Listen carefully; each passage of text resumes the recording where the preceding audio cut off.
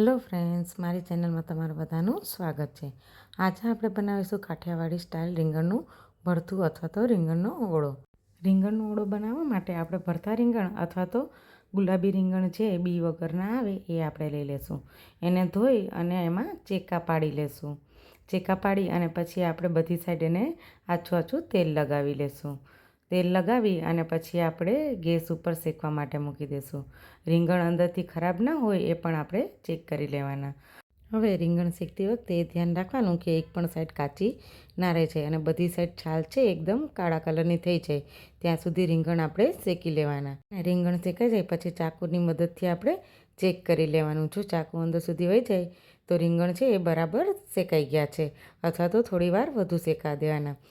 હવે રીંગણ શેકાઈ જાય પછી આપણે 5થી 10 મિનિટ સુધી આપણે એને ઠંડુ કરવા માટે રાખી દઈશું અને ઠંડા થઈ જાય પછી આપણે બધી છાલ છે એ કાઢી લેશું. એવી જ રીતે બંને રીંગણની છાલ છે આપણે કાઢી લેશું અને થોડીક વાર ઠંડુ થાય અને વરાળ નીકળી જાય પછી આપણે એને નાના નાના ટુકડામાં આપણે કાપી લેશું. એવી જ રીતે બંને રીંગણને કાપી લીધા પછી આપણે થોડીક વાર એને રાખી મૂકશું અને બધી સામગ્રીઓ તૈયાર કરી લેશું. હવે નાના નાના ટુકડામાં કાપી લીધા પછી આપણે એક કડાઈમાં તેલ ગરમ કરવા માટે મૂકી દઈશું.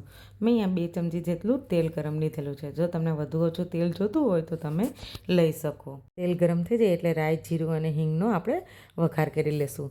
રાઈ, જીરું બરાબર સતરાઈ જાય પછી આપણે એમાં આદુ, મરચાં અને લસણની પેસ્ટ એડ કરી દઈશું અને લસણને આપણે થોડીક વાર સુધી હલાવી અને શેકવા દઈશું. પછી આપણે અહીંયા અડધો કપ છે એ લીલું લસણ છે એ ધોઈને ઉમેરી દઈશું. લીલું લસણથી ઓળો છે એનો ટેસ્ટ એકદમ સરસ આવશે અને અત્યારે શિયાળામાં લીલું લસણ અને લીલી ડુંગળી બહુ સરસ આવે અને એને લીધે ઓળો પણ ખાવામાં મજા આવે.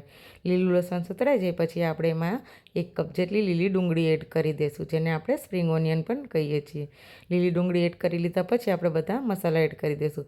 1 ચમચી હળદર પાવડર, 1 ચમચી ધાણા જીરું પાવડર અને 2 ચમચી મરચું પાવડર આપણે એડ કરી અને બરાબર મિક્સ કરી લેશું અને મસાલા જ્યાં સુધી ચડે ત્યાં સુધી આપણે 5થી 7 મિનિટ સુધી ચડવા દઈશું. મસાલા સારી રીતે ચડી જાય અને ડુંગળી સોફ્ટ થઈ જાય પછી આપણે 1 કપ ટમેટાં છે એ સમારીને એડ કરી દઈશું અને ટમેટાં સારી રીતે ચડી જાય એના માટે આપણે અહીંયા સ્વાદ મુજબ મીઠું એડ કરી દઈશું અને બધાને મિક્સ કરી અને થોડીક વાર સુધી આપણે ચડવા દઈશું. ટમેટાં સોફ્ટ થઈ જાય પછી આપણે જે રીંગણાને કાપીને રાખ્યા હતા એ આપણે એડ કરી દઈશું અને રીંગણાને કાપીને એડ કરી લીધા પછી આપણે જે પાઉંભાજીનું મેસર છે એની મદદથી સરખો મિક્સ કરી લેશું ઓળો, જેના લીધે ઓળો છે એકદમ સરસ થઈ જાય. રીંગણનો ઓળો શિયાળામાં બધાના ઘરમાં જ બનતો હશે, પણ જો તમે આ કાઠિયાવાડના રીતથી આપણે રીંગણનો ઓળો બનાવવાની ટ્રાય કરશો તો ખાવામાં એકદમ સરસ અને ટેસ્ટફુલ લાગશે. અને રીંગણનો ઓળો સારી રીતે ચડી જાય પછી આપણે 1 ચમચી ગરમ મસાલો એડ કરી દઈશું અને ઓળાને મિક્સ કરી લેશું અને લાસ્ટમાં આપણે ધાણા છે એ ફ્રેશ ધોઈને એડ કરી દઈશું અને બરાબર મિક્સ કરી અને આપણે રોટલા અથવા તો ભાખરી સાથે સર્વ કરીશું. જો તમને મારી રેસીપી સારી લાગી હોય તો લાઇક, સબસ્ક્રાઈબ અને કમેન્ટ કરવાનું બિલકુલ ના ભૂલતા. Thank you.